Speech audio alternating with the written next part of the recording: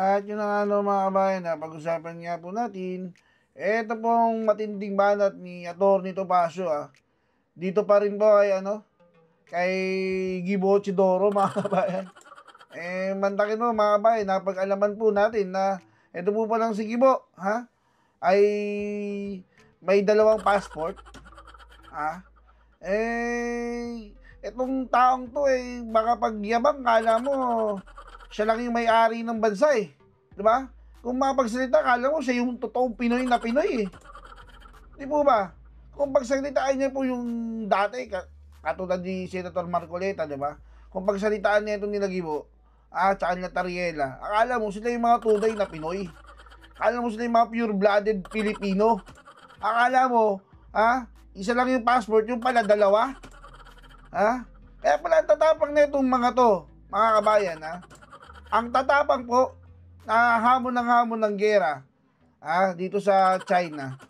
Busan ka na, pag nagkagera, mukhang alam na kung saan tatakbo. Mukhang lilipad to sa isang bansang meron silang passport, mga kabayan. Bantakin mo kaya yabang di kami ang Pinoy na Pinoy. Ipaglalaban namin ng ang watawat ng ating bansa. Hindi kami papapi. Bantakin mo. Ganon kaya yabang.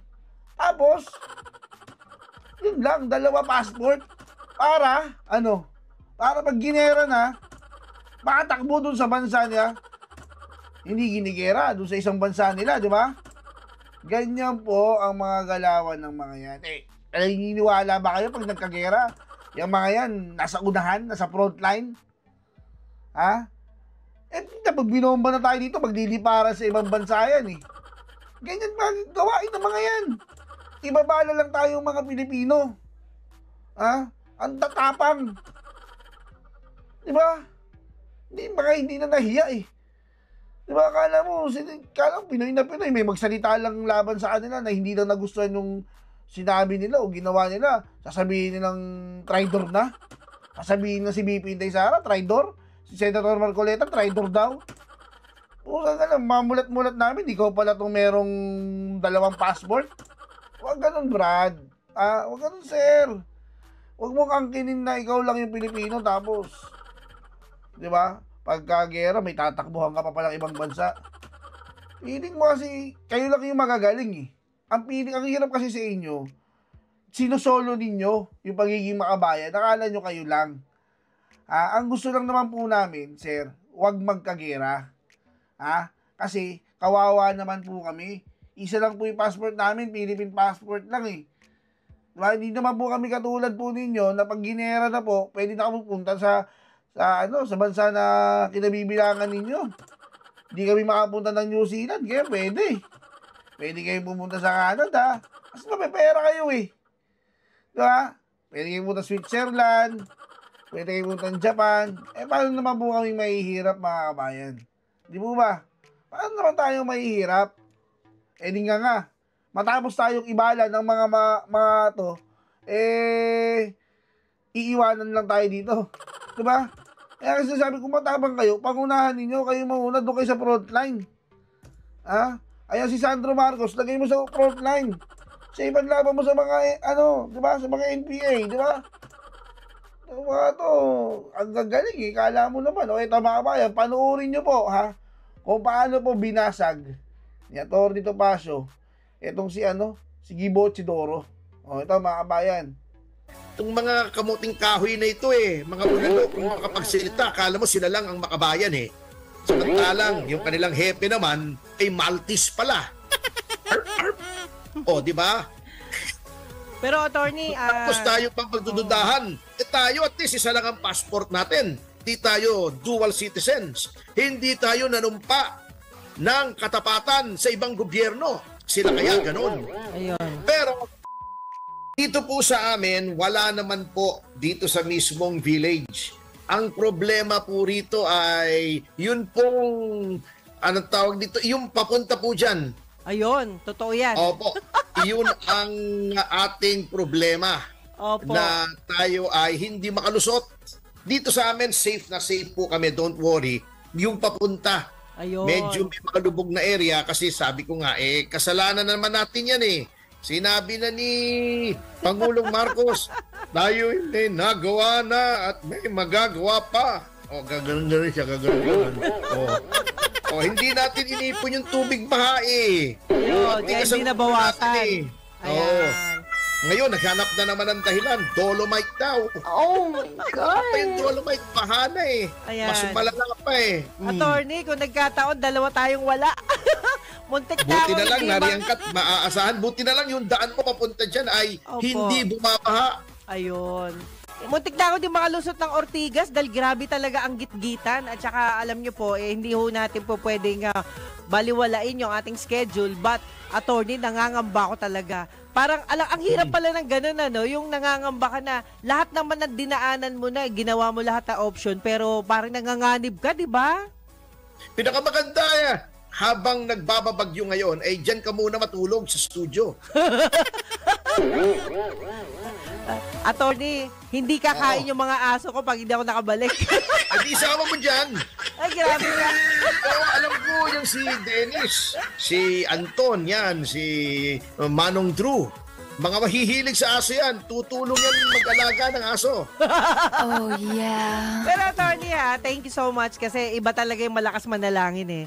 Alam nyo po ay pinapanalangin din po namin kayo dahil sa dami ng inyong mga schedule. Habang naghihintay naman dito si Ka Michael, okay na rin po at least makapag-usap man lang kayo by phone mamaya, no? Oo alam, nga eh. Opo, alam naman po natin na alam nyo, naaawa ko attorney doon sa maliliit na mga batang pumasok kanina pang madaling araw at nung Oo sinabing walang pasok, medyo alanganin na nasa labas na sila. Dapat yan ay maaga at kasi nga ang purpose niyan ay para sa mga bata. Sabi nga ho ng magulang, hindi raw sila maka-absent kasi daw binanggit daw ng teacher na mayroon daw silang examination. Kaya Oo, kailangan... pagkatapos i-declare. Opo, yun nga po. Pero Yun nga, Tony, anyway, yes. Oo. Kamusta naman po? Dapat Ano sana, po? hindi, kayo nananawagan sa ating mga Sige po. LGUs. Anyway, meron naman silang kapangyarihan sa ngayon na sila ay magdeklara na, sila na magdiskarte kung may pasok o wala. Sa naagahan naman, gumising naman sana ng maaga yung in charge Yun. ng yung pagdideklara at magdesisyon agad para hindi na bumiyahe kasi useless eh.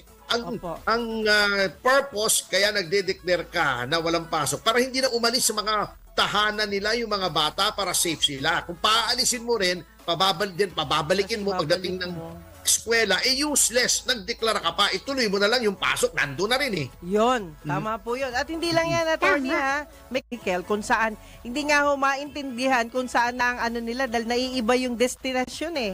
Umiikot na kung saan Siyempre, may dahil mga sa lugar sobrang na traffic. impossible. Opo. Di ba may kanta pa tungkol dyan? Impossible. Tatandaan mo, it's impossible.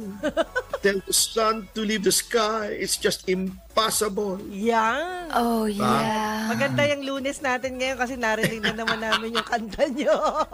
Anyway, Sige ang go. gusto kong talakayin ngayon, Sige po. habang tayo ay naririto naman, yung ginagawa ng ating pamahalaan tungkol sa selebrasyon nitong 9th anniversary pala nung July 12 nitong ating arbitral tribunal ruling dito sa yung sa tinatawag na natin by law na West Philippine Sea. Opo. Na yan po ay actually South China Sea. Alam nyo, tayo po bilang mamamayang Pilipino at may pag-uutos po na valid naman hanggang ngayon ang dating Pangulong Benigno Aquino na yung ilang area na yan, wag na nating i-delineate at magiging komplikado yung ating diskusyon na tinatawag na West Philippine Sea, tatawagin po natin yung West Philippine Sea dahil yan ay utos ng ating mga autoridad, yung mga may kapangyarihan. Ayun. Yung ating dating Pangulo. May executive order na yan ay tinatawag na West Philippine Sea.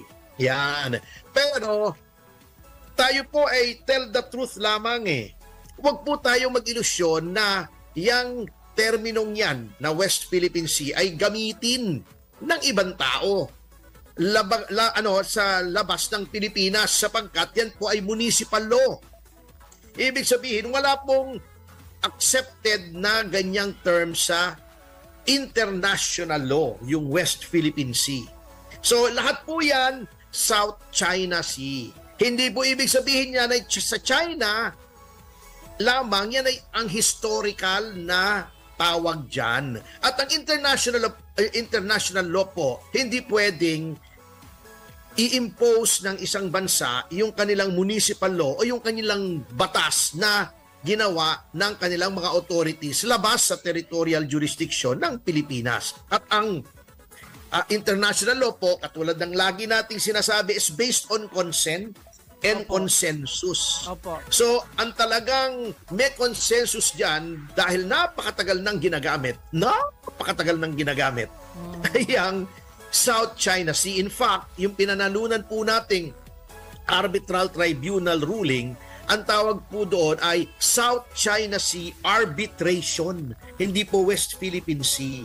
Pero tatawagin natin yan bilang mga Pilipino. At siyempre, i-assert natin ang ating mga karapatan dyan. Alam nyo po, ang dami kasing mga disinformation and misinformation na lumalaganap. At yung iba po, ginagamit yung arbitral tribunal ruling na yan upang sabihin yung mga tao daw na nagko-komento tungkol dyan sa arbitral ruling na yan, na yung mga komento ay kontra doon sa interpretasyon po nila, ay mga makapili daw, mga traidor. Itong mga kamuting kahoy na ito mga ulalo, kung makapagsalita, akala mo sila lang ang makabayan Samantalang, yung kanilang hepe naman ay Maltese pala. O, di ba? Pero attorney, Tapos tayo pang pagdududahan. Tayo at least isa lang ang passport natin. Hindi tayo dual citizens. Hindi tayo nanumpa ng katapatan sa ibang gobyerno. Sila kaya ganun. ayun. Pero emotions aside, personalities aside, suriin kasi nating mabuti Opo. yung arbitral tribunal ruling once and for all, kasi yan ang ginagamit lagi para awayin natin ang China. Okay, suriin po natin sana po ay makinig yung mga kinauukulan at napakaganda pong topic yan para walang gulo. Kasi naglalabas na po sila ng propaganda.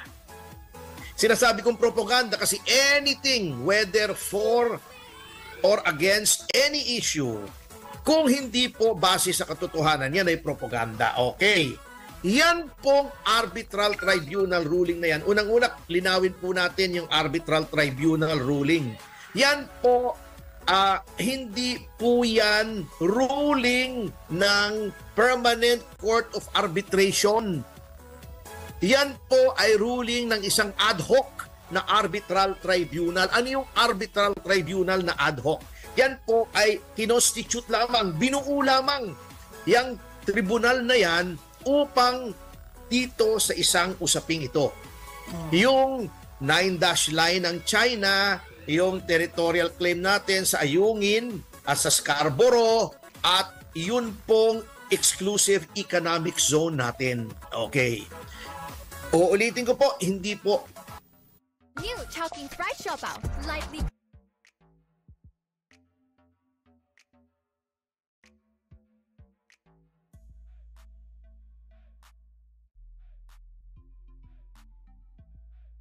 Permanent Court of Arbitration ruling yang naipanalo natin, arbitral tribunal. Ang bumuo po niyan ay upon our request, kasi may provision po sa UNCLOS na pwedeng magbuo ng isang arbitral tribunal. Tayo po ang pumili ng isa sa mga maestrado niyang arbitral tribunal na yan. Ang China po ay hindi kinilala yung arbitral tribunal na yan. Okay, porket ba hindi kinilala ng China, hindi na valid yung ruling? Valid pa rin po. Ngunit may ramifications yan as to implementation na ating dapat malaman. Okay. Unang-una, talaga naman pong ang nag-udyok dyan sa tayo pumunta dyan upang magkaroon ng arbitral tribunal ay ang Amerika. May diskarte po kasi ang Amerika Opo. upang i-hold in check ang mga Chinese. Pun intended, kasi baka sabihin nila nagbibiro tayo, to hold the Chinese in check. In check nga Pero ibig sabihin, para marendahan, para malimita yung power ng China dito sa ating lugar dito sa Asia Pacific region. Yan. Okay. Okay, punta na tayo ha. Yan pong ruling na yan. Again, uulitin ko for the third time kasi may mga makukulit laging sinasabing Permanent Court of Arbitration ruling. Hindi po. Pinili lamang po ng arbitration tribunal na yan na ang maging registry. Ibig sabihin, ang magtatago ng records ay ang Permanent Court of Arbitration. Hindi po ruling yan ng Permanent Court or Arbitration. Okay. Again, uulitin ko naman, hindi po United Nations Sanctioned Organization ang Permanent Court of Arbitration tungkol sa UNCLOS. Hindi katulad ng International Court of Justice. Iba po yun. Ibang korte po yan. Okay. Number